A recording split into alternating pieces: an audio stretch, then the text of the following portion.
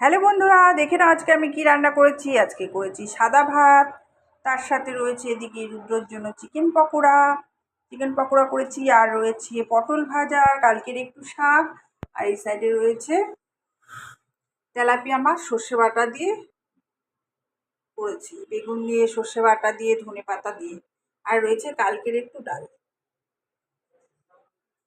তার সাথে সাদা ভাত।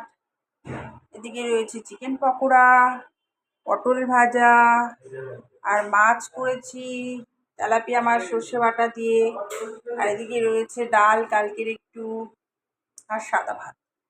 রোজ দিন যদি আমার ভিডিও দেখতে ভালো লাগে, লাইক কমেন্ট শেয়ার সাবস্ক্রাইব কিন্তু অবশ্যই করো। সাবস্ক্রাইব করতে একদম ভুলো না, আর পিয়ালি ব্লগ দেখতে থাকো, পিয়ালি ব্লগের পাশে থাকো, আর দেখো আমি রোজ দিন কী রান্না করি। সাবস্ক্রাইব অবশ্যই করবে, সাবস্ক্রাইব করে তবেই যাবে। টাটা।